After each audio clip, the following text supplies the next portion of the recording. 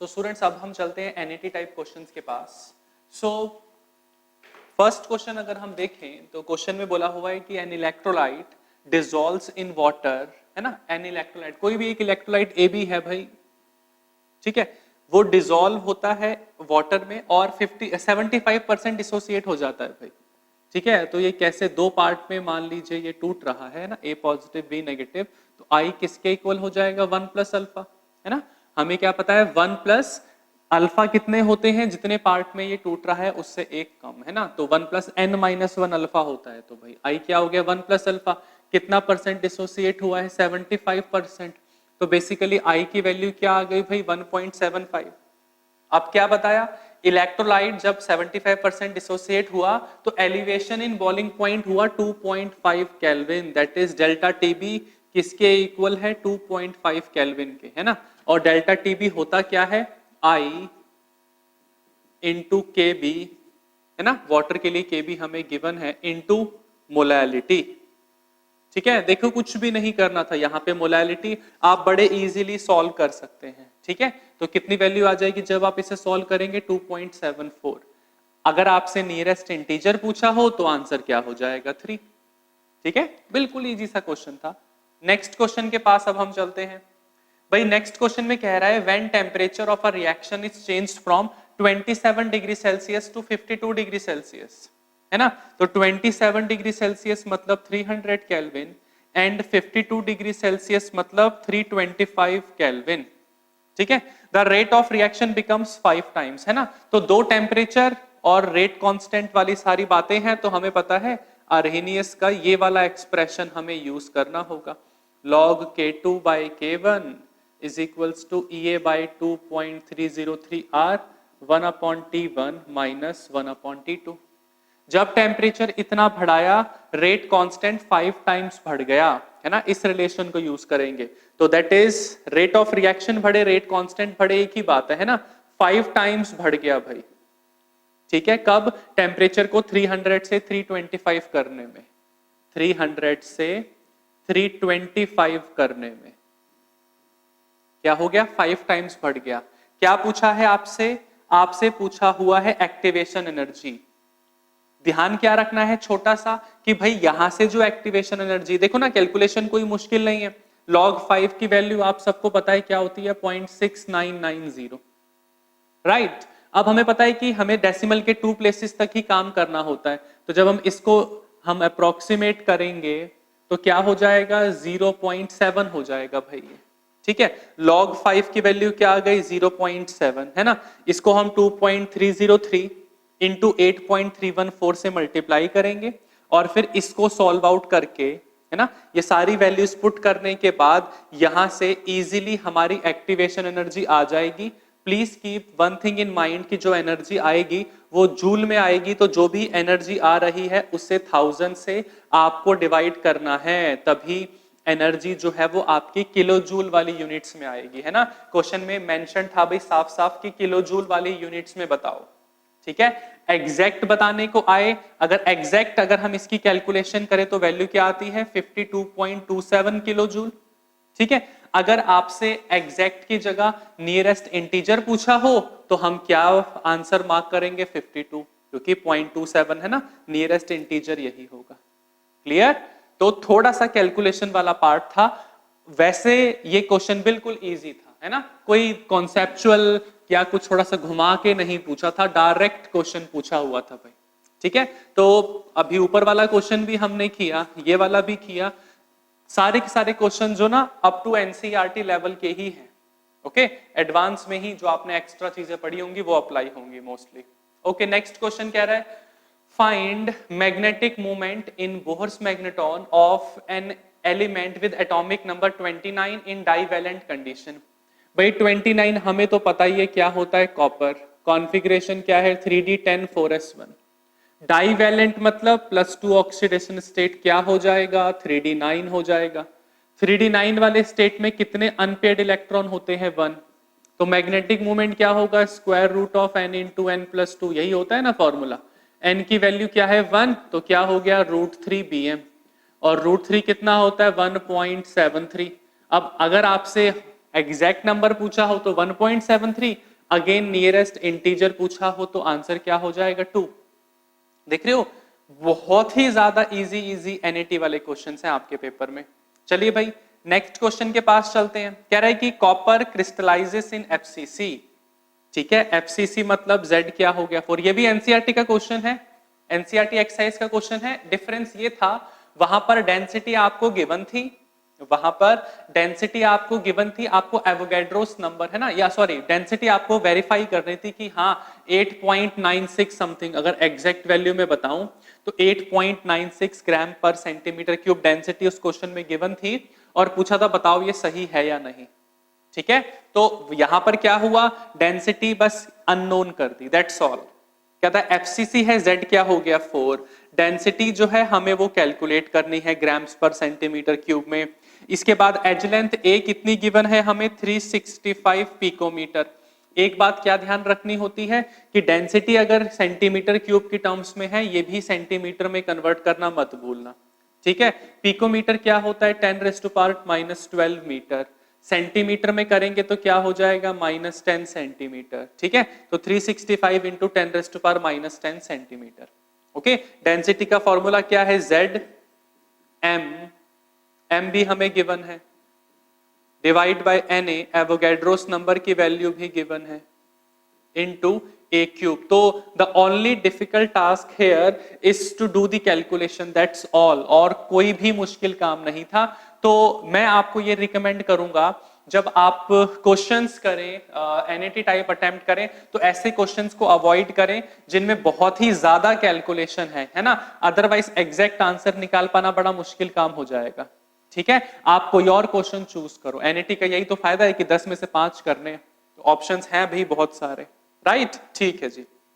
सो जब आप ये पूरा का पूरा सॉल्व कर लेंगे ना, वैल्यू वही अराउंड अप्रोक्सीमेटली 9 आएगी, है ना। अगर आपसे नियरेस्ट इंटीजर में पूछा हो तो ये क्या हो गया 9 आंसर आ जाएगा। ठीक है, मुश्किल काम नहीं था, नो डाउट कैलकुलेशंस लेंदी हैं, बट आपको हमेशा मैं रिकमेंड करूंगा कि ऐसे क्वेश्चंस को अवॉइड करें जहां बहुत ज्यादा कैलकुलेशन हो। ठीक है, ये तब करें जब आपको लग रहा है बाकी बिल्कुल नहीं आते, तब ऐसे क्वेश्चंस अटेम्प्ट करें। चलिए भाई नेक्स्ट क्वेश्चन है, ऑक्सैलिक एसिड की मोलैरिटी निकालनी है हमें, है ना। और हमारे पास NaOH जो है वो गिवन है। NaOH का हमारे पास स्टैंडर्ड सॉल्यूशन था और हमें ऑक्सैलिक एसिड की हमें मोलैरिटी निकालनी है। आप लोगों ने जरूर लैब में सारे एक्सपेरिमेंट किए होंगे।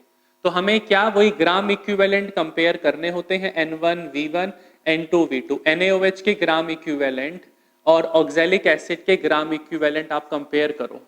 ठीक है, नॉर्मेलिटी क्या होती है, molarity of oxalic acid into oxalic acid का एन फैक्टर क्या होता है 2, वॉल्यूम कितना लिया भाई हमने 10। अगर हम NaOH की बात करें, NaOH की मोलैरिटी हमें कितनी गिवन है क्वेश्चन में 3, या जो भी कुछ गिवन हो आप यहां पर पुट कर सकते हैं।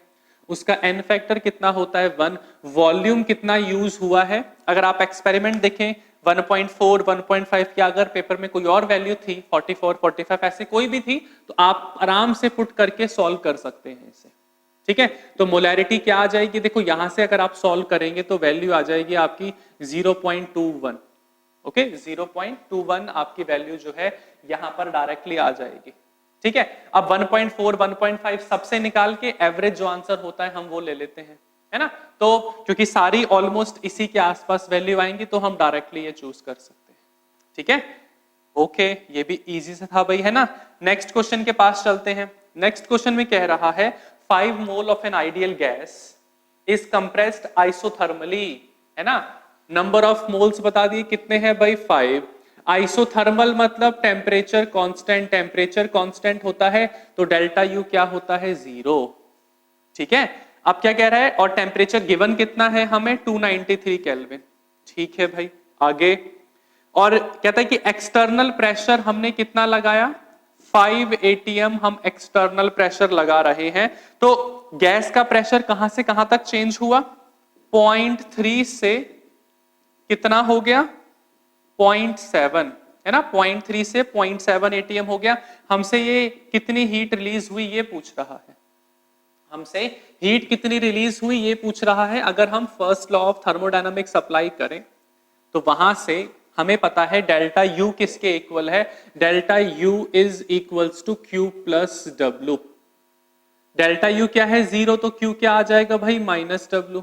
एंड वर्क डन का फॉर्मूला क्या होता है माइनस पी डेल्टा वी, है ना। वर्क डन का फॉर्मूला क्या होता है भाई minus P delta we. Okay, तो यहां से बड़े प्यार से हम क्यू की जो वैल्यू है वो निकाल सकते हैं। अब बात आई ये क्या है, पी एक्सटर्नल इंटू, है ना, P external into delta we, यही है हमारे पास। तो भाई क्यू क्या हो गया पी एक्सटर्नल और डेल्टा वी क्या होता है भाई V2 माइनस V1। अब हमारे पास कितने मोल्स हैं, we all know PV is equals to क्या होता है nRT। तो V2 और V1 का रिलेशन हम यहां से निकाल सकते हैं क्योंकि नंबर ऑफ मोल्स तो कांस्टेंट रहेंगे, R भी क्या है कांस्टेंट ही है, टेम्परेचर तो बता ही दिया नहीं चेंज हो रहा, अपॉन में P2 माइनस ये nRT अपॉन में P1। ठीक है, ये रिलेशन अब हमें यूज करना है भाई। हमें P1 की वैल्यू भी पता है भाई, P2 की वैल्यू भी पता है ना। P1 की वैल्यू कितनी है 0.3, P2 की वैल्यू क्या है 0.7, है ना। तो अगर हम यहां से देखें, ये रब कर देता हूं मैं, एक्सटर्नल प्रेशर कितना था 5, nRT सारी चीजें कॉमन है तो n भी बाहर निकाल लिए, मोल्स कितने थे, है ना, प्रेशर भी 5 था, मोल्स भी 5 था। R की वैल्यू क्या है 0.082 लीटर एटीएम में हम लेके चल रहे हैं, टेम्परेचर कितना है 293, है ना ये सब, और 1 अपॉन P2, P2 कितना है हमारा 0.7 माइनस 1 अपॉन P1 कितना है 0.3, तो 0.3 माइनस 0.7 नेगेटिव में आंसर आ रहा है। नेगेटिव मतलब हीट रिलीज हो रही है, वो तो क्वेश्चन में साफ साफ बता दिया ना, क्या कि नेट हीट कितनी रिलीज हुई बताओ। तो अब हमें करना क्या है, बस इन कैलकुलेशंस को सॉल्व करना है। और एक बात ध्यान रखनी है क्या, कि जो आपका आंसर है वो किस में होना चाहिए है, कि वो आपका आंसर जो है वो लीटर एटीएम में होना चाहिए भाई। जो आपका आंसर है किसमें हो, अभी सॉरी आपका आंसर है वो किस में आएगा लीटर एटीएम में, क्योंकि आर की वैल्यू क्या पुट की है 0.082, है ना, किस में आएगा भाई लीटर एटीएम में, किसमें आएगा लीटर एटीएम में। क्वेश्चन में किस में पूछा हुआ है किलो जूल में, तो ये लीटर एटीएम वाला रिलेशन आपको ध्यान रखना है। 1 लीटर एटीएम में कितने होते हैं 101.3 जूल होते हैं। तो जो भी आपका आंसर आएगा उसको आपको 101.3, है ना, सॉरी 1 लीटर एटीएम में कितने जूल्स हैं 1 लीटर एटीएम में कितने जूल्स हैं 101.3, तो क्या करना पड़ेगा, जो भी आंसर आएगा उसको 101.3 से मल्टीप्लाई करना पड़ेगा ताकि वो जूल में आंसर आए। अगर आपसे किलो जूल में पूछा है तो क्या करना पड़ेगा, इसको 1000 से डिवाइड करना पड़ेगा। ठीक है, तो इन बातों का ध्यान रखना है भाई, ये यूनिट्स की वजह से ही ये क्वेश्चन जो है थोड़े से डिफिकल्ट बन जाते हैं, वैसे इसमें एज सच कोई डिफिकल्टी वाला काम नहीं है। ठीक है, जब आप इसको पूरा का पूरा सॉल्व करेंगे इस वाली वैल्यू, इस इक्वेशन को, तो आपका आंसर है 1144, इतनी वैल्यू आ जाएगी लीटर एटीएम। मैंने जूल में कन्वर्ट किया, डिवाइड बाय 1000 करके किलो जूल में कन्वर्ट किया। ठीक है, पूरा का पूरा अगर हम इसे सॉल्व करें तो 115.89 वैल्यू आएगी। जो नियरेस्ट इंटीजर में पूछा हुआ हो तो वो 116 हो जाए। ठीक है, सो आंसर क्या आ जाएगा भाई 116। ओके, 116 आपका आंसर आ जाएगा किलो जूल में। ठीक है, नेगेटिव साइन हटा देंगे क्योंकि पूछा ही हुआ है नेट हीट रिलीज कितनी हुई, तो 116 किलो जूल हीट रिलीज हुई। ठीक है, ऐसे क्वेश्चन स्किप करने को मैं नहीं बोलूंगा, बट वो 365 का क्यूब करने वाले क्वेश्चंस को मैं बोलूंगा in the first attempt. NET type में आप उनको स्किप करें तो बेटर है, आपको टाइम ज्यादा मिल पाएगा। ठीक है, चलिए भाई नेक्स्ट क्वेश्चन के पास अब हम चलते हैं। फोटो इलेक्ट्रिक इफेक्ट पूछा है हमसे, कौन कौन से एलिमेंट्स हैं शो कर सकते हैं। अगर हम एनसीईआरटी वाइज जाएं, है ना, अगर हम एनसीईआरटी देखो, फ्लेम टेस्ट अगर आपको याद होगा, है ना, फ्लेम टेस्ट कौन कौन से मेटल्स अल्कली मेटल शो नहीं करते थे, सिर्फ लिथियम, है ना, बाकी सॉरी फ्लेम टेस्ट कौन कौन से अल्कलाइन अर्थ मेटल शो नहीं करते थे, वो बेरिलियम और मैग्नीशियम, है ना। फ्लेम टेस्ट तो ये सारे के सारे शो कर देंगे, बट फोटो इलेक्ट्रिक इफेक्ट अगर हम एनसीईआरटी वाइज जाएं तो 2 एलिमेंट्स का या 2 मेटल्स का नेम है जिन्हें हम फोटो इलेक्ट्रिक सेल्स में यूज करते हैं। क्या क्या नाम गिवन है, पोटेशियम एंड सीजियम। सोडियम का कहीं भी नाम मेंशन नहीं है, तो हम सोडियम को आइडियली चूज नहीं करेंगे। ठीक है, तो हमारा आंसर क्या होगा, सिंपली 2। ठीक है, इस बात का ध्यान रखना भाई। नेक्स्ट क्वेश्चन की अगर हम बात करें तो हमसे पूछा है कि किस किस में कार्बोक्सिलिक एसिड ग्रुप्स जो है प्रेजेंट है ना, तो थोड़ी बहुत एम्बिग्यूटी तो देखो रहेगी रहेगी। जैसे मान लो पिक्रिक एसिड ऑप्शन है ना, तो कई बार स्टूडेंट्स होते हैं ना, उन्होंने कहा पिक्रिक एसिड है, सैलिसाइलिक एसिड है, या एसिटाइल सैलिसाइलिक एसिड है, एस्पिरिन वगैरह। तो आप ध्यान रखना क्या, अगर मान लो पिक्रिक एसिड की हम बात करें, सो पिक्रिक एसिड नाम तो एसिड है, बट ये क्या होता है 2,4,6 ट्राइनाइट्रोफिनॉल, इसमें कोई भी कार्बोक्सिलिक एसिड नहीं है। अगर हम बात करें एस्पिरिन की, है ना ठीक है, अगर हम बात करें एस्पिरिन की या हम बात करें सैलिसाइलिक एसिड की, ठीक है, एस्पिरिन की या सैलिसाइलिक एसिड की बात करें तो इनमें कार्बोक्सिलिक एसिड वाला ग्रुप जो है वो प्रेजेंट होता है, ठीक है, पिक्रिक एसिड वगैरह में नहीं है, एस्पिरिन या सैलिसाइलिक एसिड में प्रेजेंट है। एडिपिक एसिड तो आपको पता ही है ना, वही नायलॉन 6,6 का मोनोमर, हेक्सामिथाइलिन डाइअमीन और एडिपिक एसिड, है ना। तो ये एडिपिक एसिड में तो कार्बोक्सिलिक ग्रुप होता ही है। और अगर हम बात करें सैकरिन वगैरह, इसमें कार्बोक्सिलिक ग्रुप नहीं होता।